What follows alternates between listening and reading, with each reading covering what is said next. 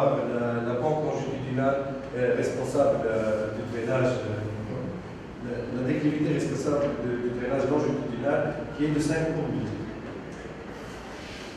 Passons maintenant à l'analyse multicritère.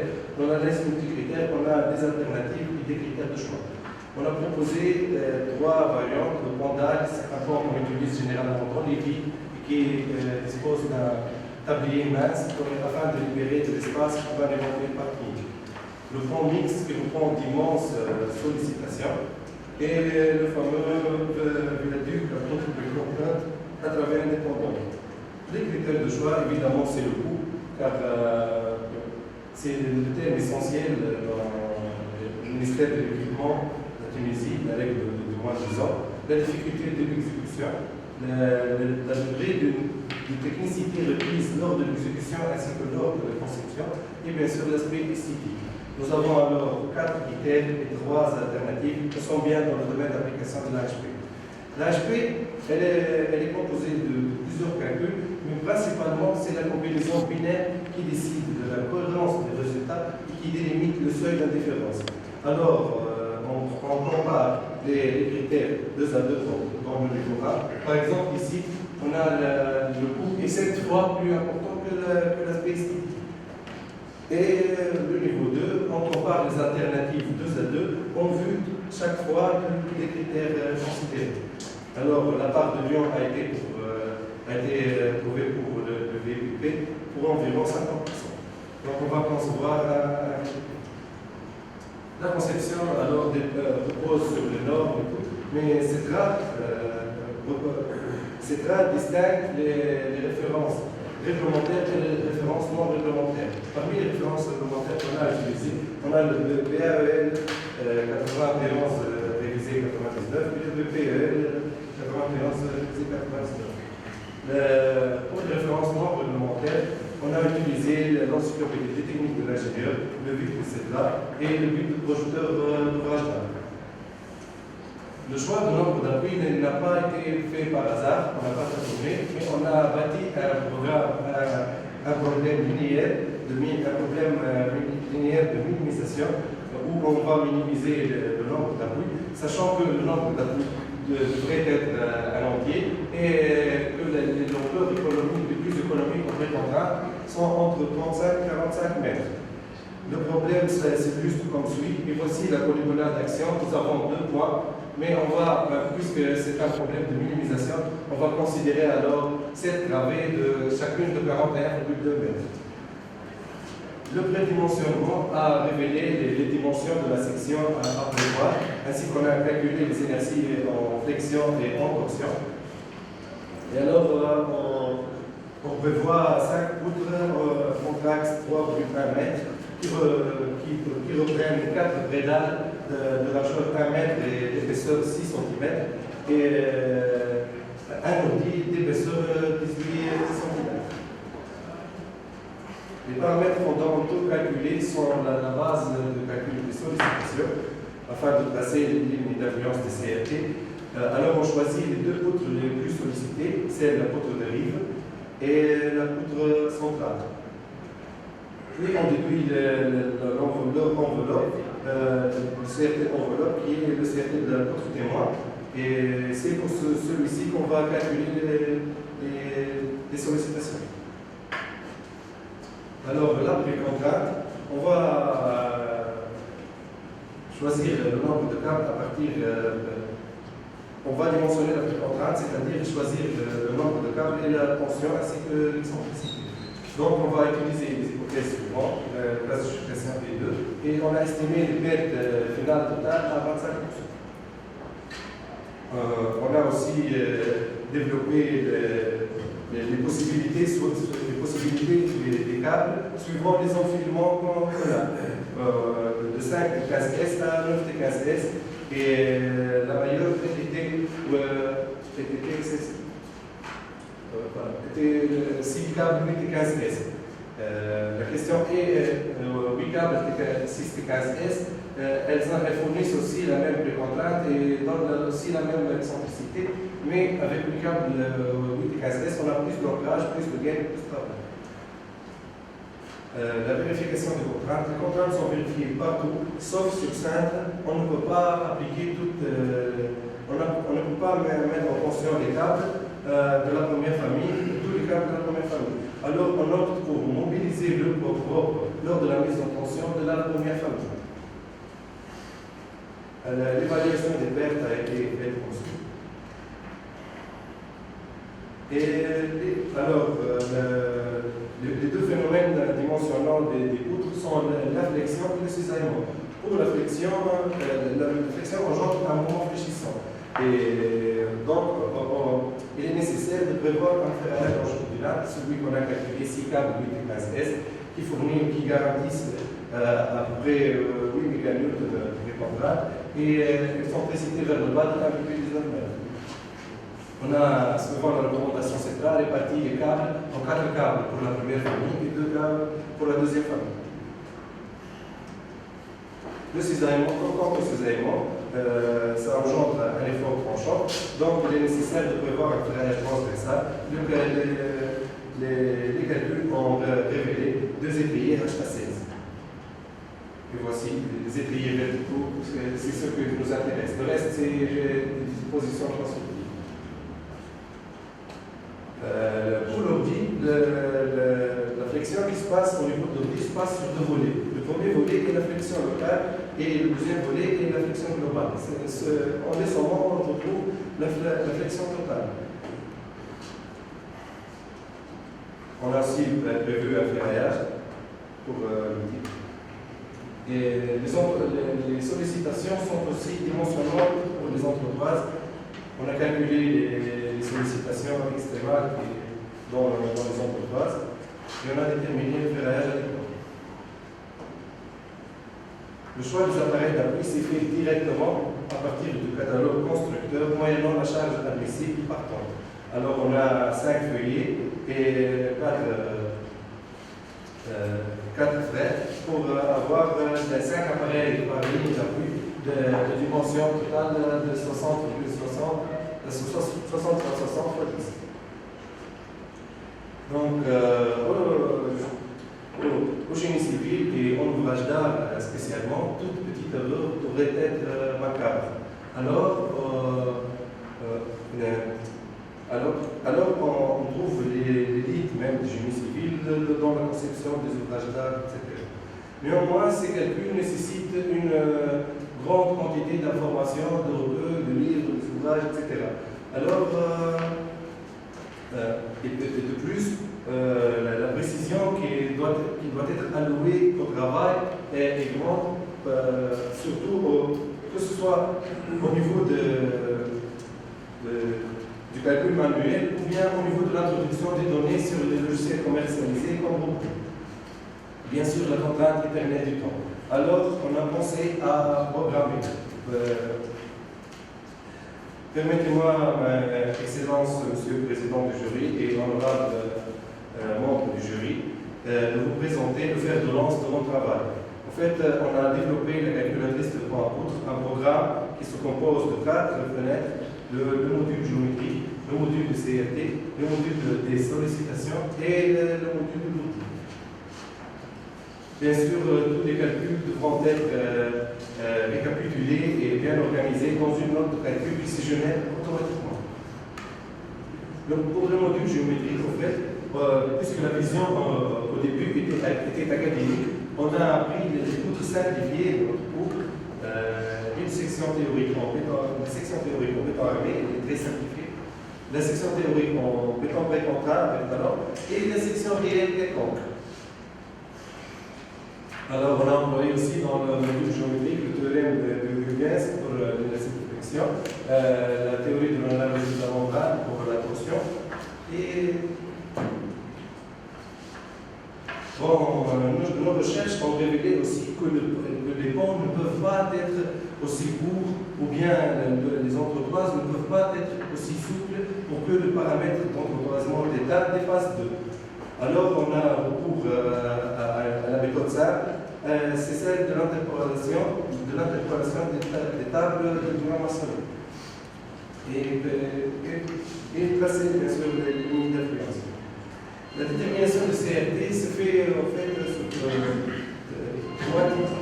La charge à elle est un peu spéciale car le nombre de voies à charger est fixe.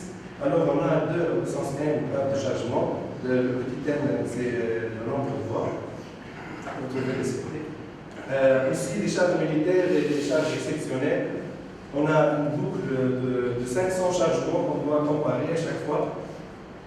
Et les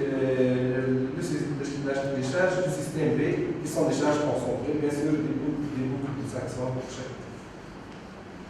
Pour l'ordi, en fait, on n'a pas pu échapper à utiliser des équations de Bouillon-Massonnet. Et l'intérêt de l'utilisation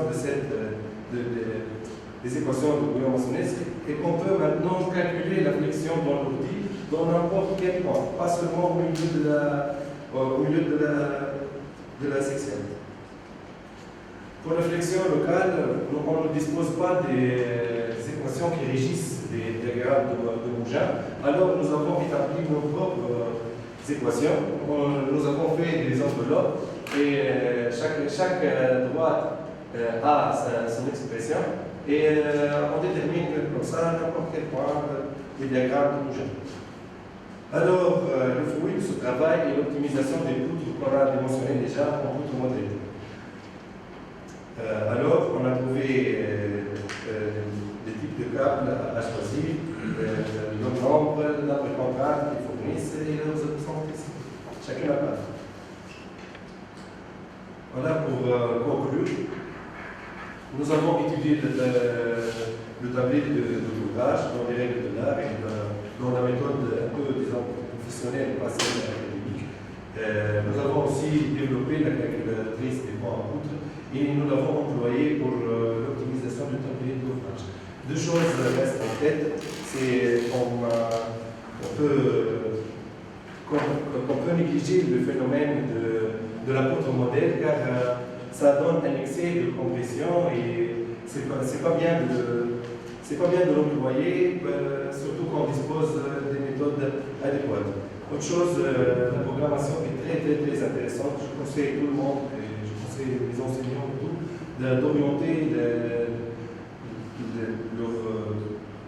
leurs efforts vers la programmation, car lorsqu'on programme, on traite tous les cas, vraiment tous les cas. Ce n'est pas un cas passager on traite vraiment tous les cas, on a vraiment plusieurs recherches à faire, on cherche ici, de là. Merci pour votre attention.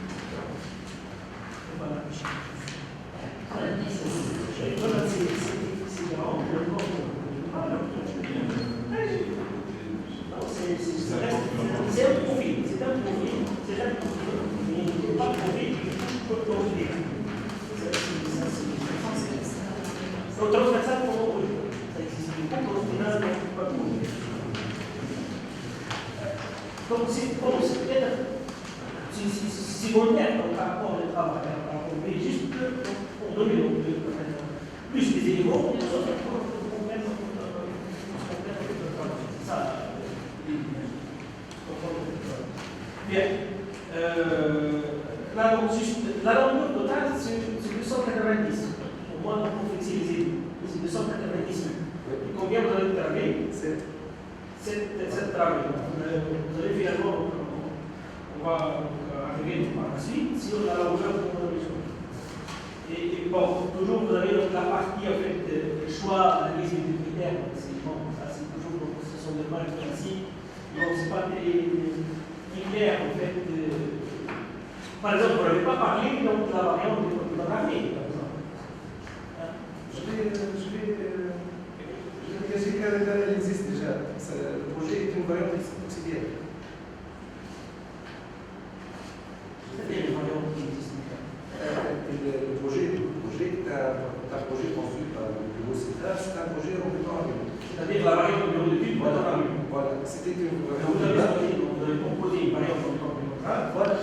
Et pourquoi on n'a pas arrivé donc, à la fin pour dire un mot donc, sur ce choix? Est-ce que c'est mieux, c'est comparable au bureau d'études, sachant que vous avez donc, l'information de la partie bureau d'études.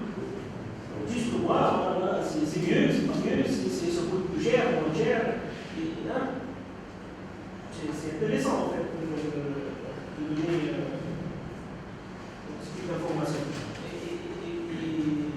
Et juste une petite remarque, finalement, on a dit que le pont mix c'est très éloigné par rapport au DPP. On évite donc c'est comme transparent, je sais pas. Je pense que oui.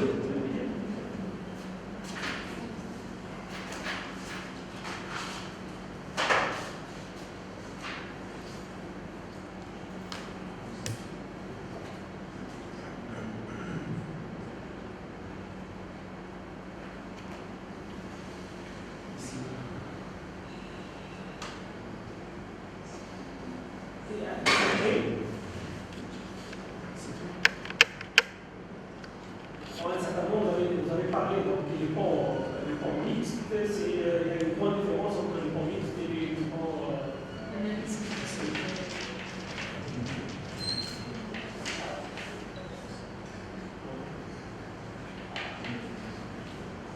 Vous avez dit une fois plus cher. Voilà. Ah, cette fois c'est ici. Le coût, le critère coût, il est 7 fois plus important que l'esthétique, que l'aspect esthétique. Quelque part, vous avez parlé que c'est beaucoup mieux que les fonds mixtes. Donc, on est beaucoup, je pense. Bien. On va passer maintenant à la conception. Je pense pas page 14. Et là, cette formule de formulation du problème, je n'ai pas très bien compris. C'est la programmation linéaire qu'on a fait. C'est-à-dire on dit qu'on va minimiser le nombre d'appuis. C'est intuitif ça. Lorsqu'on veut payer moins, on passe d'abord à diminuer le nombre des appuis. Ça dépend, c'est pas vrai. Il faut introduire donc la partie chimique. Alors, on s'est dit qu'on doit minimiser le nombre des appuis. Donc, tout le problème est de minimiser le nombre des appuis. Comment minimiser le nombre des appuis? C'est de maximiser le nombre de travées.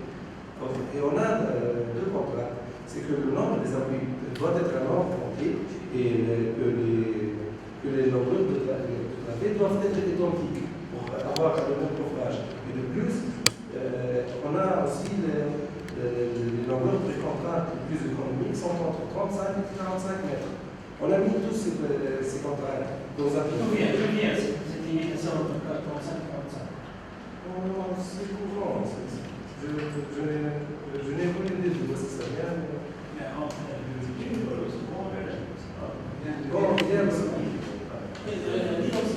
C'est plus boulonnier. Donc, la portée entre 35 et 45, c'est plus boulonnier.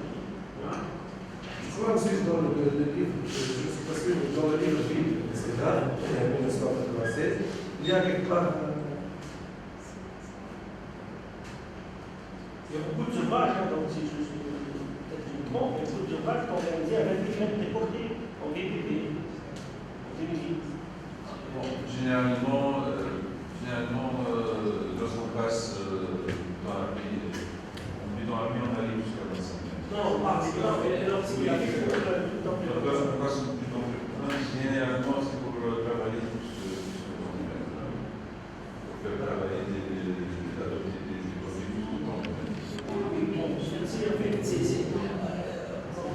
fait, c'est parce qu'on parle des autres, il ne faut pas être c'est-à-dire plus économique entre 35 et 45. C'est ça que je veux dire. Donc c'est ok, donc lorsqu'on parle des autres demandeurs, des salaires de demandeurs, ok, on est tout à fait d'accord, mais il ne faut pas être au point affirmatif. C'est pas ça. Voilà, c'est ça la remarque. Bien, donc la longueur totale, c'est 41,2 et le LC, donc c'est 30. C'est 30. Bien, donc il y a pris dans le calcul, en fait, voilà, c'est le chapitre 4, donc pour les calculs, pour les trentaines, et finalement, donc, c'est qui m'a bien frappé de trouver donc une valeur de alpha égale à 0,3. C'est quoi donc fonction alpha, c'est quoi? Enfin, c'est la rigidité à la torsion. Plus elle tend vers 0, plus que la rigidité à la torsion est vraiment légère. C'est du cas, donc plus qu'on prend pour la longueur, donc le point devient donc sensible à la torsion. Et du coup, donc la valeur alpha diminue. Donc pour alpha égale à 0,3, c'est sûr que vous avez fait quelques règles. Ça, c'est sûr. Et d'ailleurs, peut-être pour les calculs d'inertie, donc vous l'avez cité ici, ça c'est pour quelle section? La section sur la section entravée, c'est pas celle sur la V. La sur la V est plus faible. C'est entravée, elle est plus faible. La section avec j'ai une section variable. Et la section va former seulement de la poutre. Ah, la poutre plus longue. C'est la poutre plus journée. Vous avez trouvé donc la valeur de 0,3. Ça, c'est. Donc, vous avez bon carré, donc soit votre calculatrice, donc ça ne va pas très bien, soit vous avez fait votre erreur quelque part. 0,3, c'est énorme. C'est-à-dire que vous avez une section qui fonctionne très bien en torsion. On sait, pour ce type de section, c'est autour vous avez pris donc, une section énorme. Une section énorme qui sort des glaciers, votre section. Donc, je pense que la longueur maximale a été réalisée en Tunisie, donc avec des systèmes de ressources, c'est 37 mètres. On n'était jamais donc, à une portée donc, des 41 à 42 mètres. Jamais. Donc, en fait, comment vous voulez dire? Donc, finalement, vous avez votre section, normalement, il est hyper sensible dans la fonction. Il est hyper sensible dans la fonction. Donc, normalement, la valeur, ici, donc c'est du 0,11 max. Ça, c'est un après, vous pouvez le faire avec les calculs et vous avez vu. Bon, donc, l'autre remarque pour les calculs, en fait, pour les calculs des CFT. Donc là, c'est pour les calculs des CFT, pour le système PC, vous avez trouvé donc, la cote empirique, comme la cote centrale, les valeurs qui me semblent énormes. Mais c'est 0,8, 0,9 à peu près, donc, comme CFT, les valeurs du CFT. 0,9, c'est-à-dire 99% de la charge passe exactement pour la route centrale, et les autres n'ont rien supporté. Donc, ça, votre section, la section transversale n'est pas très rigide, vous n'avez pas dans le sens, donc c'est vraiment dans une section encore mieux, donc ce n'est pas cohérent donc, avec donc, soit, tu comprends maintenant, on a là 99%, c'est 90, c'est 0,8. Moi, je vais me dire. C'est 0,8, donc c'est énorme. La somme de circuit restreint pour une configuration donnée. Donc, tout le monde pour la poudre centrale, 90%. Qu'est-ce qui reste pour les autres poudres? Il reste pour les autres poudres 10%. Donc, c'est seulement 10%. C'est pas logique.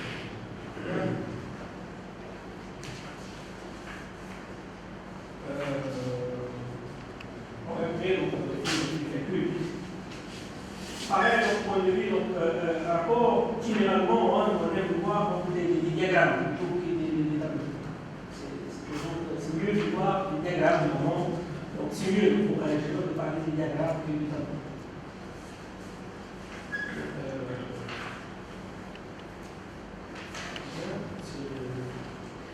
Et donc, juste pour la partie de contrainte, vous avez donc pour question donc finalement, c'est là dans page 38. En fait, vous avez fait donc, une vérification sans béton, sans propre, sans utilisation de propre. Et après, il y a introduit donc le propre, c'est ça? Il a trouvé donc sans propre n'est pas vérifié. Voilà, lorsqu'on tire et le poutre est sur 5, on risque d'avoir des fissurations dans la fibre supérieure. Alors, on a 4 câbles, on met par exemple 3 câbles, puis on mobilise. Voilà, vous avez divisé en 2 familles. Voilà. Vous avez divisé déjà en 2 familles. Donc là, il y a une vérification des contraintes en phase de construction. Donc vous l'avez considéré que c'est pour la première famille. Voilà. C'est clair. Ce que je n'ai pas compris, pourquoi il y a fait son propre, et après il y a mobilisé dans le propre. Parce que les moments déterminants sont différents. Il n'est pas un seul cas de changement déterminant. On a donc divisé dans le cas où la poutre est sur 5. Point de vue exécution. C'est-à-dire comment vous allez mobiliser dans votre propre. Vous avez dit donc voilà, sans propre, c'est-à-dire que la structure est dans son couvrage. Donc la poutre est sur ce couvrage. Et là, donc, si vous avez dit donc, la contrainte n'est pas vérifiée. Donc comment vous allez faire? Point de vue exécution, toujours. Point de vue exécution, comment vous allez faire pour mobiliser dans le propre? On attend jusqu'à l'âge de 14 jours, l'âge de la mise de la tension. Ouais. On met par exemple 104 câbles, on met par exemple 3 câbles. Puis on relève la poutre et on tire on la relève, on la laisse sur la poutre. Puis on met le 4e câble, on fait la mise en tension. Le 4e câble, lorsqu'elle est en eau. Je n'ai pas compris. La mise en tension, elle est échelonnée. Elle se fait câble par câble. Oui, voilà. On ne peut pas mobiliser en même temps. Là, ça j'ai compris. Sur cette logique, on part sur la logique où la poutre, lorsque la poutre est dans le couvrage, donc il n'y a pas de performance. Ok. Admettons, ça c'est vrai. Maintenant, vous avez dit donc, dans la première famille, vous avez 4 câbles, c'est ça? Donc il est fait donc, de faire donc, la mise en tension de 3 câbles, et après qu'est-ce que vous allez faire? Le 4e câble, on le met en tension lorsqu'elle est déjà étranglée. Lorsqu'elle est sur lorsqu'elle parle. On la met sur les appuis définitifs. Oui. Donc on revient donc à la même.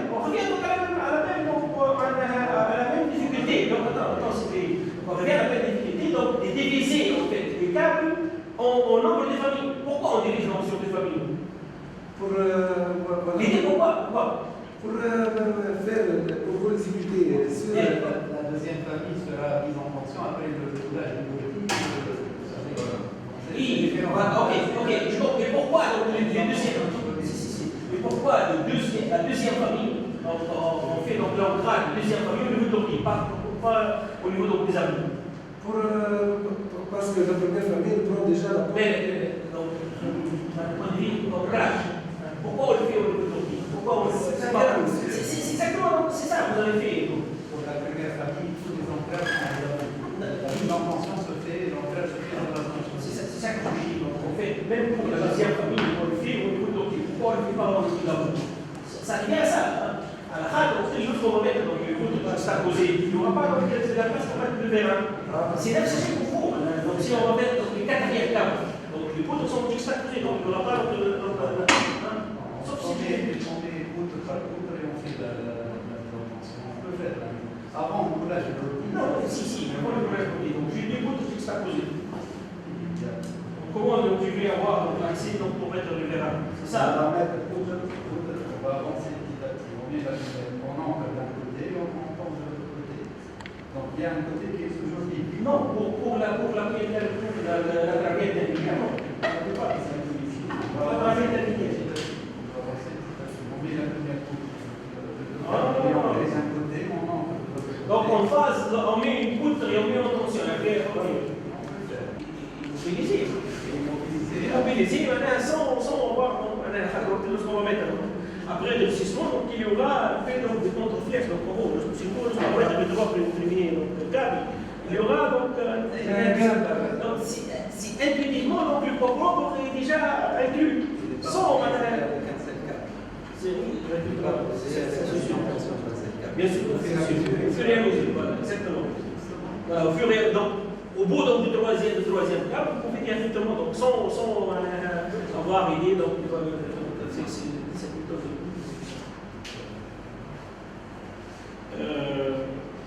Bon, et après, donc, vous avez parlé donc, ça c'est bon, pour la vérification des forts tranchants, en fait, je n'ai pas vu donc la vérification en fait, de la liaison entre haut et poutre. Je ne l'ai pas fait. C'était prévu dans notre année, mais on était trop serré par le temps perdu.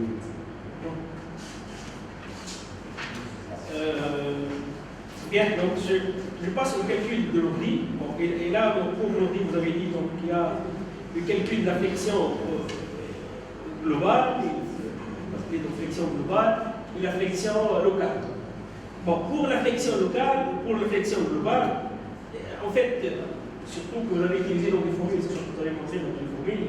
En fait, il y a des formules, il y a des formules qui ont été développées par Guillaume Massonnet, qui ont été utilisées dans la Guillaume Massonnet.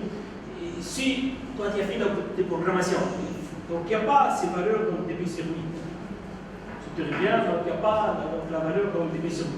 Donc en fait, pour l'ordi, c'est un peu compliqué de faire des calculs pour découpler réellement la flexion transversale par rapport à la flexion locale, c'est un peu compliqué. Et d'ailleurs, donc, tu viens de poser donc, même la question de la série d'art. Généralement, donc, ils font un calcul donc, par téléconfine, par un outil. Et justement, donc, en fait, ça n'existe pas. Donc, la valeur de B sur 8, ça n'existe pas. Ça n'existe pas. Donc, tu es arrivé pour des configurations, des simplifications, mais ça n'existe pas. Donc, surtout, vous allez développer donc, un outil. Vous le conseillez d'utiliser. Donc, il faut le corriger pour valider donc, votre outil. Bon, pour l'entretoise. Pour l'entretoise, en fait, vous avez fait des calculs pour la flexion, déterminés pour une configuration donnée. D'ailleurs, combien donc l'épaisseur d'entretoise 1,5. 0,35, 1,5. 0,35 l'épaisseur, l'épaisseur 0.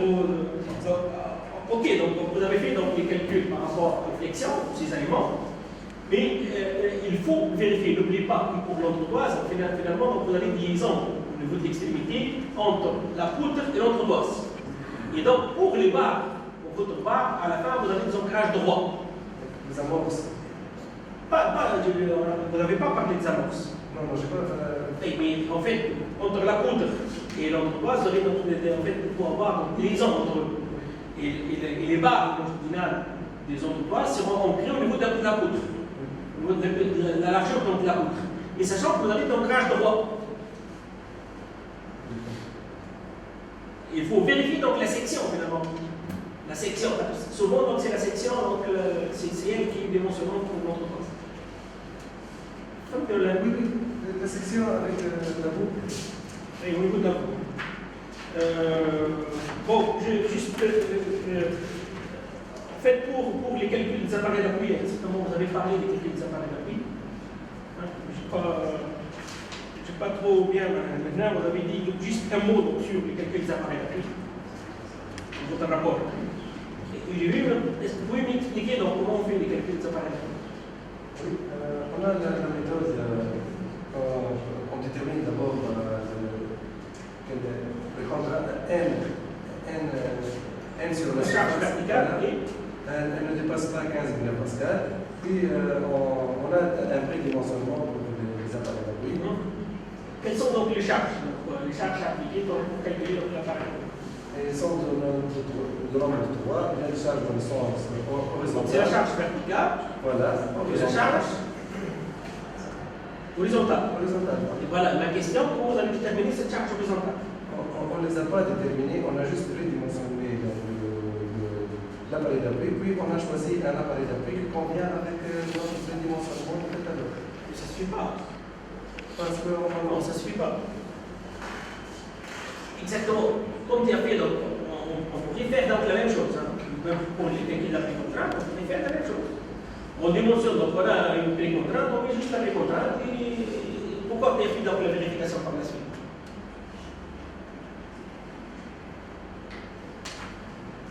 Hein? Bien, donc pour cette la partie que tu as fait, là vous avez parlé, juste quand vous avez parlé P1, P2, P3, P4, P5, c'est le nombre de poutres. Hein? oui, c'est Juste le nombre de poutres, vous avez 5 poutres, c'est ça. Hein? Justement, la conclusion, moi je n'ai pas compris la conclusion. C'est quoi? Qu'est-ce que vous conseillez? Je conseille de ne plus utiliser, de chercher d'autres solutions autres que la poutre modèle, car la poutre modèle, on va seulement être surdimensionné. C'est quoi une poutre modèle? C'est la poutre qui a l'enveloppe des CRT, le CRT maximal. Dans toutes les poutres, on les prend et elle sera dimensionnante pour tout l'ouvrage.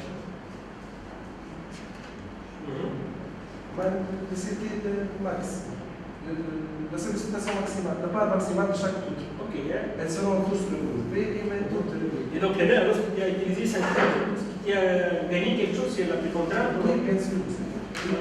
Sinon, si je n'ai pas utilisé 5 poutres, j'aurais utilisé la valeur maximale de cette contrainte.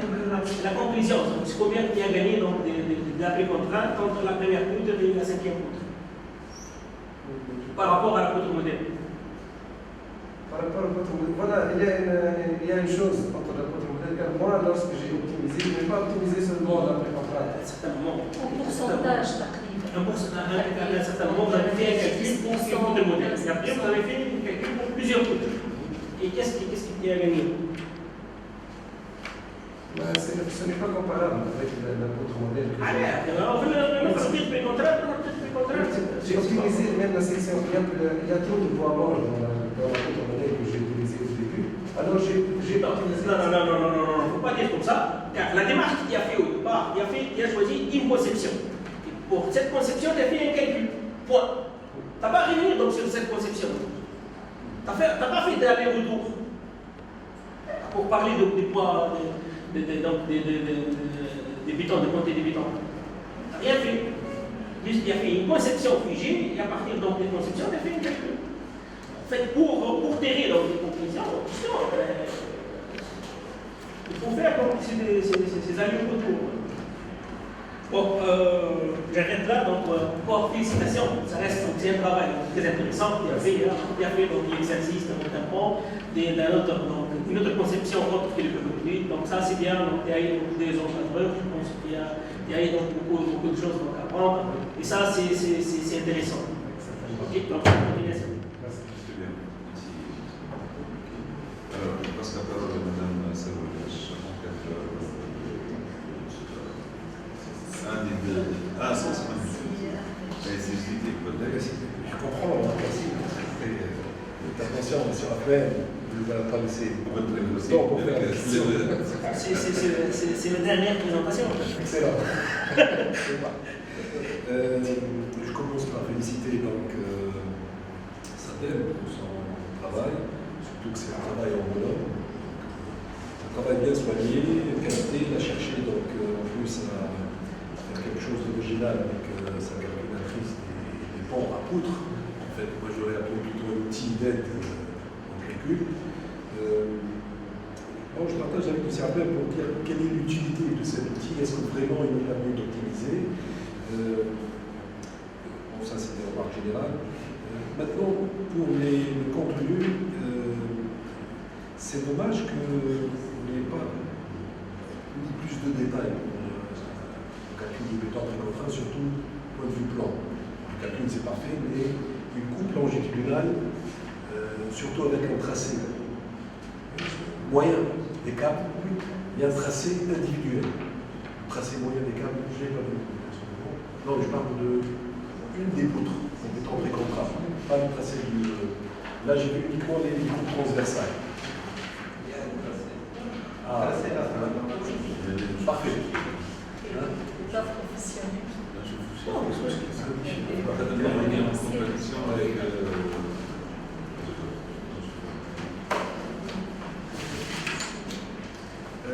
Pourquoi j'ai posé cette question? Parce que pour revenir à l'histoire de première famille et deuxième famille, est-ce que vous avez prévu de faire toutes les sorties des câbles uniquement à la section ou bien en extradose? Oui, les entrées d'ancrage, il y en a 4 dans la section, la section de bout, et 2 dans l'outil.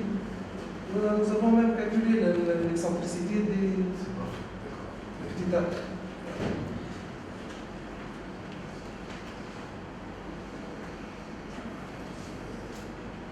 Donc du côté poutre, il y a tous les détails qu'il faut. Maintenant, puisqu'on parle d'un projet pour un banc, pourquoi les ouvrages auxiliaires, vous n'avez pas traité, par exemple, les piliers, les fondations, tout ça? Est-ce que c'est un choix ou vous avez préféré vous concentrer sur les outils de calcul? En fait, principalement, c'est le temps qui nous a servi le plus, mais on n'expose pas, par exemple, des logiciels Foxstar, de PSH. Il y a des logiciels qui aident vraiment à le calcul. Vous voyez, lorsque je ferai, j'avancerai dans les appuis, dans les fondations, etc., que je ne trouve pas les outils avec lesquels je vais travailler, je peux rien faire. Alors, j'ai évité du tout. Je l'ai évité. Mais c'était au fait prévu, mais je l'ai évité. Après, lorsque j'ai découvert comment ça se passe, ça demande des logiciels payants. Donc c'est un choix de Voilà. traiter uniquement la poutre en temps très contraint. Bon, je trouve que je n'ai pas d'autres questions. Je vous félicite pour votre travail. Merci. Alors, je donne maintenant la parole à Mme Salvadres, un des encadreurs de ce travail. Oui, merci, Monsieur le Président. Je félicite Sadel pour son travail, pour la qualité de son travail, soit la présentation, soit aussi le rapport. Bon, c'est vrai qu'il y a quelques aspects qu'on n'a pas étudiés, vu la contrainte du temps et vu qu'il travaille en monome, donc on ne peut pas vraiment comparer avec le travail de binôme. Mais je trouve qu'il a touché des aspects intéressants dans le calcul d'un ouvrage plus ou moins classique, donc avec les programmations, etc. Donc, bonne continuation et merci. Donc, je passe la parole à M. Karim Bey, deuxième encadreur de ce travail. Merci. Merci, Monsieur le Président. Donc, à mon tour, je félicite Sadel pour son travail. Je tiens à souligner son sérieux et son autonomie aussi. Bon, j'aurais quelques remarques sur le travail. Je vais commencer par la poutre. Bon, je suis Sadel dans la partie plus contrainte, c'est clair. Donc, justement, en parlant de précontrainte, la poutre modèle n'est pas dans le cadre de l'ouvrage en béton précontraint. La poutre modèle n'est pas possible. Je sais que vous avez l'habitude, peut-être en ouvrage d'art, de travailler. Vous avez vu ça dans le classicule de cours, je ne sais pas. Mais en particulier, à la ligne pour le béton armé, vous pouvez prendre l'enveloppe de sollicitation. Parce que vous dimensionnez généralement avec des moments maximum, par exemple, entravé minimum, maximum valeur absolue sur l'appui. Là, vous avez un ouvrage statique, donc il faut être statique. Donc, si c'était une variante en béton armé, vous pouvez prendre l'enveloppe, que ce soit pour le moment ou bien pour les forts tranchés. Ce n'est pas très optimal pour toutes les poutres, mais vous avez le droit de faire ça. Et en béton précontraint, vous n'avez pas le droit de faire ça. Puisque la poutre, avec le moment maximal et avec la précontrainte que vous avez dimensionnée, passe. Et si je prends la même précontrainte pour une autre poutre avec un moment de service moins important, on peut avoir un excès de traction, par exemple, dans les fibres supérieures ou bien l'inverse. La poutre aussi, avec cette précontrainte-là, peut passer en phase de construction pour la poutre, pour une poutre, mais pas pour une autre poutre. Donc, normalement, il faut dimensionner toutes les poutres.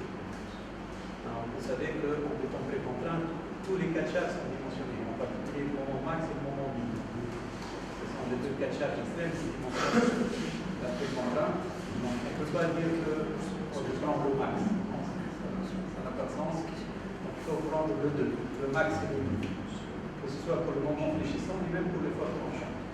Et donc, là, vous allez me dire, vous êtes mon encadreur, donc vous avez lu dans mes messages, je sais que vous avez fait ça, donc vous avez l'habitude de faire ça, de calculer en ombrage d'art le CRT sur la poutre déterminée par la poutre modèle, mais en béton précontraint, normalement, il faut vérifier toutes les poutres. Le câblage qui passe par pour une poutre peut ne pas passer, peut ne pas vérifier des contraintes de compression, des tractions. D'autant plus que maintenant, vous avez normalement en outil, je vais revenir sur l'outil informatique, donc vous pouvez dimensionner tous les poutres. Après, si vous allez trouver un nombre de câbles très proche, vous pouvez décider de prendre le même câblage pour des raisons pratiques d'exécution, pour éviter que les ouvriers en bonne exécution puissent se tromper dans le tout. C'est un détail. Normalement, on peut utiliser. Juste par rapport à ça, c'est pour des poutres pareilles, en dimension, c'est tout par rapport. Il est en phase finale d'exploitation. La surcharge par rapport au propre, ça représente même pas une proportion. Et bon, donc c'était la charge principale, c'est le propre. D'accord, mais on ne peut pas dire sur les contraintes, on peut vérifier pour toutes les poutres. Il faut vérifier normalement le câblage, poutre par poutre, avec deux moments max sur le dessous. Bien sûr, pour les forts tranchants, s'il y a les forts tranchants maximales et les forts tranchants minimums. Les deux peuvent être dimensionnés pour la précontrainte, pour l'épaisseur des armes, pour le fer, tout ça que vous allez ajouter. Donc ça, c'est juste le max, pas très grave, mais en tout cas, vous avez un son d'outil, normalement, vous pouvez refaire l'exercice pour toutes les poutres. Donc maintenant, aussi l'épingle que vous n'avez pas dans le carrelage transversal, vous avez deux épingles, vous n'avez pas deux ouvriers. Vous avez deux épingles, vous n'avez pas deux ouvriers. Dans la poutre, vous avez deux épingles, vous n'avez pas de trier. Dans le plan de câblage, à la fin, vous avez mis plusieurs variantes de câblage, mais pas la variante qui a été retenue en annexe.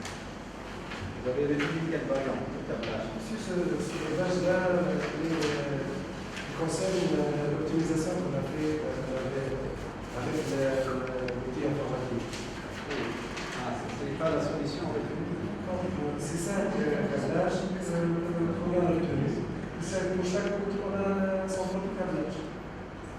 5 câbles, 8 et 15S. 5 câbles de 15S, c'est pour le moment 14. Quel est le câblage retenu de deux familles?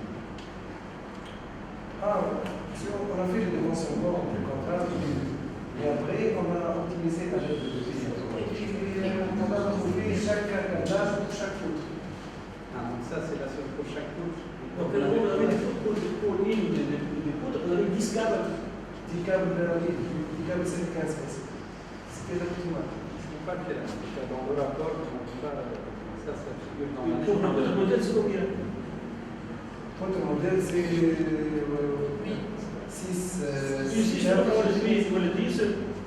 On a 6 câbles de 8 et 15S. On a vérifié la conception lors de l'optimisation de la poutre, de la poutre modèle. Donc, La dernière partie de l'optimisation, c'est composé dans le plan, en tout cas, il n'y a aucune référence à le plan, il est incomplet. Donc, Là, on ne peut pas comprendre qu'il s'agit de la première, ou de la deuxième, ou de la troisième. Vous avez 5 poutres. Donc ça, c'est la poutre centrale. Voilà. Il faut mentionner ça. C'est une poutre transversale. Non, ça c'est la poutre centrale. Les autres, comme le poutre même les poutres dérivées ne sont pas pareilles. Oui, parce que نمشي للتروتوار ونمشي لبوند دارلي نمشي على التروتوار ونمشي على بوند دارلي donc c'est pas la même chose, c'est pas symétrique, la calcul de la symétrie. Donc maintenant, l'outil informatique, vous avez programmé tous ces calculs, c'est bien, mais avec un... Donc, il faut faire attention. Ce n'est pas un outil qui est prêt à être utilisé, à mettre sur Internet, accessible à tout le monde. Il faut être modeste, il faut valider davantage l'outil, il faut vérifier toutes les hypothèses de calcul, les méthodes de calcul, etc. Vous avez quelques remarques là-dessus. Donc, il faut faire très attention. L'outil informatique, c'est bien, mais il faut le valider. Il faut le valider à travers des exemples, avec des recoupements, des calculs manuels, etc.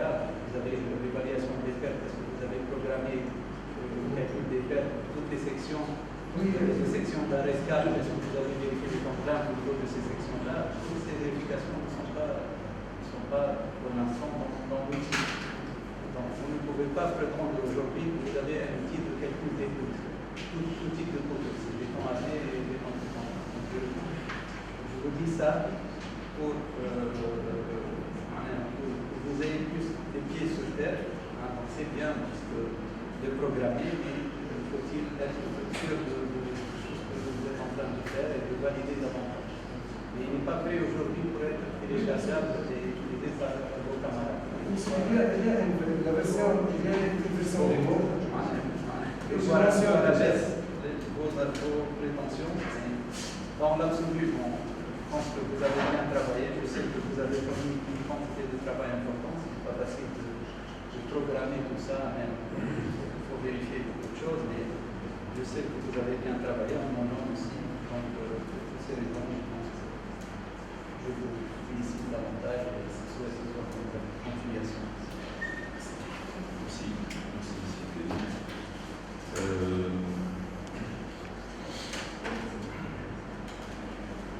Alors, je n'ai pas répondu au projet de fin d'études qu'on vous a donné, qu'on vous a proposé.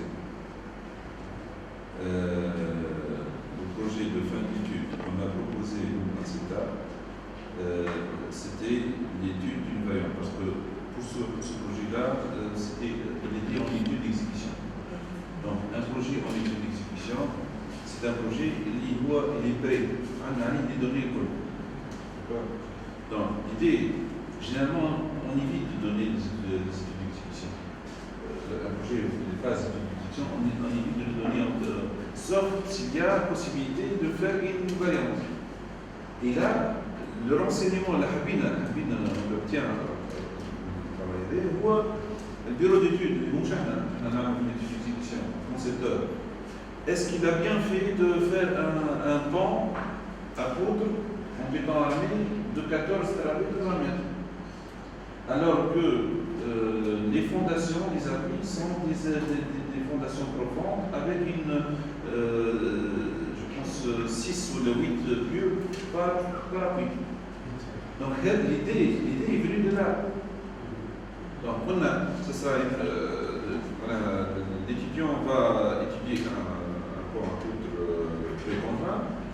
عنده المتري والكو تاع الفاريانت هذيك il va faire une estimation de coût للمجتمع وغادي نشوفوا est-ce que vraiment on a opté pour la solution.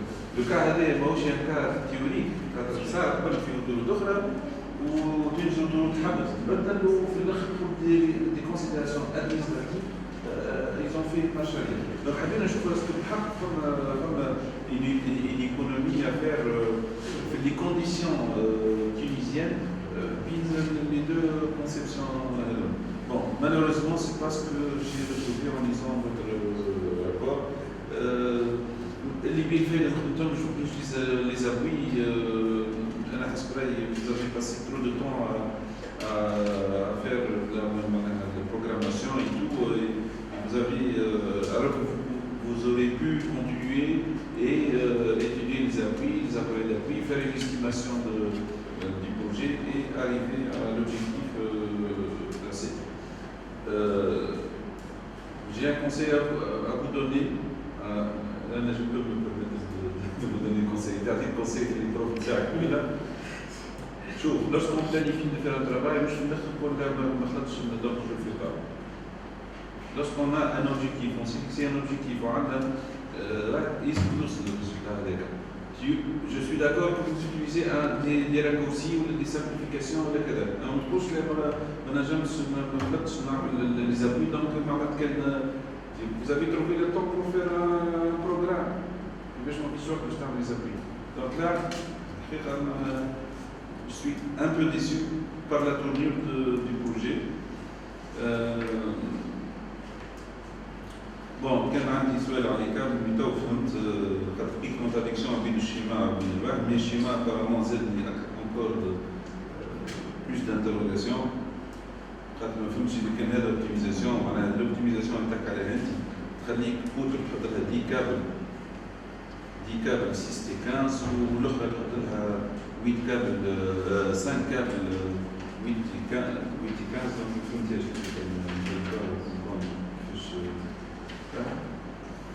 Bon, l'ancrage actif-passif, pour la poudre, je trouve que généralement, avoir un poudre, on le construit en tunnel de préfabrication, on tire la première famille à la poudre sur 2 étages généralement. Parmi nous, on a fait oublier sur le plan de fabrication, بعد نقلوها إذا كان ما عندناش espace نقلوها sur 2 appuis provisoires mais schéma statique définitif. Nous avons peut-être le reste de la deuxième famille alors qu'elle est au sol. Ou deuxième famille, on dit qu'on a le rôti, mais on tire toujours de 2 côtés pour optimiser. Donc, l'optimisation. Et d'accord, l'optimisation, on tire d'un seul côté. Presque, on proche le double, mais presque le double. Pas frottement. Oui, pas frottement. Donc, l'ancrage passif actif nous aide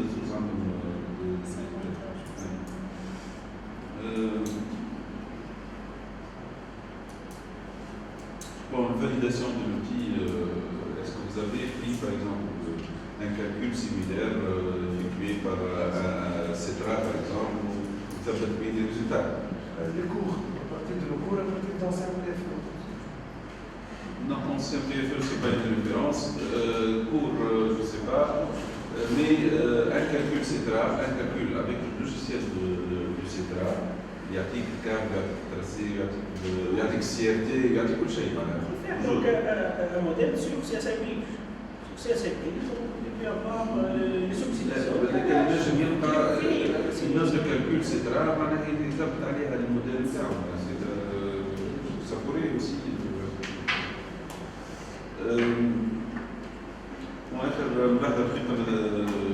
je demande qu'on enlève le logo de CETA des plans que vous avez présentés. CETA parce que du travail que vous avez fait, on n'a pas encadré. On a uniquement proposé l'idée du projet de fermeture, donc je ne vois pas علاش le logo de CETA يتحط في un endroit où généralement lorsqu'on fait une cartouche de plan c'est quelqu'un qui a été impliqué dans ce logique. Donc là il faut les enlever. Proposé, projet proposé. هذاك من الاول ما نساش نحط réaliser A en fait mais مش مشكل. اما في les plans تاع l'annexe je ne vois pas pourquoi CETA figure dans ce endroit هذاك. Ils ont l'habitude de faire ça, tout le monde fait ça. Au moins, lorsqu'on encadre et on regarde, on n'a pas fourni un encadrement dans le cadre de ce projet. Donc voilà, sinon bien sûr, vous avez certainement, le fait d'être un monome, certainement ça constitue une charge de travail très importante, etc. Je vous souhaite beaucoup de chance dans votre carrière. C'est ça.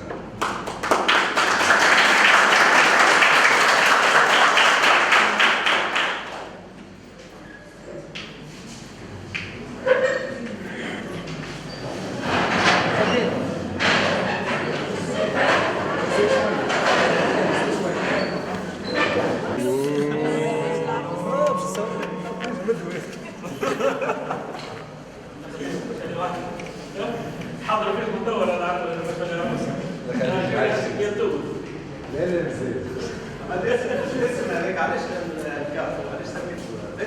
Non, c'est l'hébergement d'un ami. Les hébergements sont très chers. Les hébergements publics sont de l'ordre de 200 dinars. Oui, je sais. C'est juste l'hébergement d'Internet que j'ai pris d'un ami.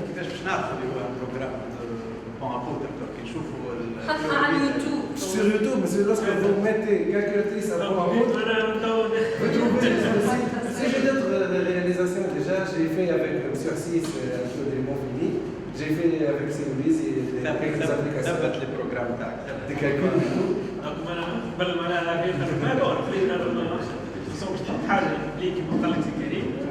J'ai juste une remarque, j'ai ma façon de faire, je fais quelque chose dès que je comprends à travers les questions et tout, puis c'est accessible à tout le monde. Tout le monde peut modifier.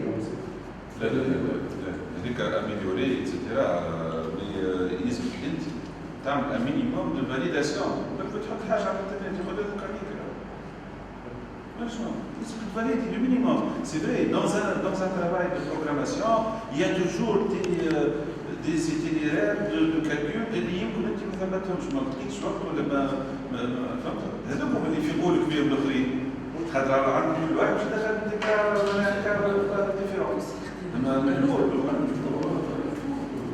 validation avant de publier. En tout cas, il y a tout ça à Sadem. Vous avez réussi votre PFE avec une mention de Merci.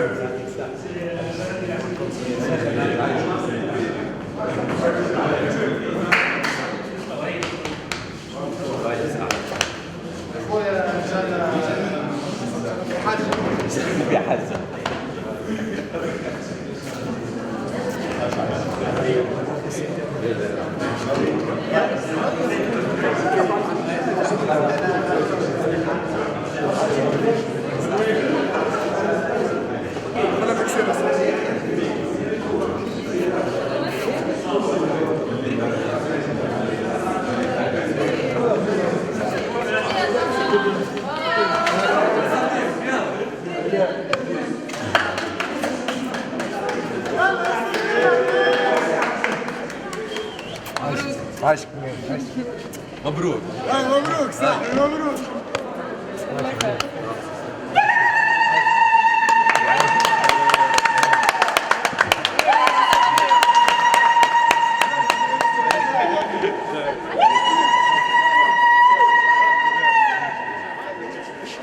صدق صدق برا مش برا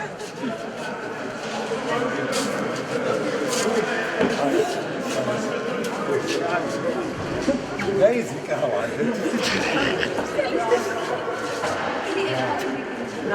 ايوه صح صح عايش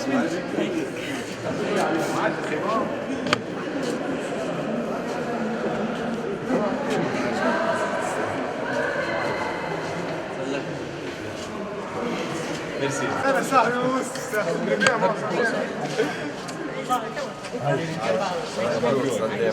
مبروك صباح الخير حصين ما فيهم ايش بالله صورني صورني انا وياه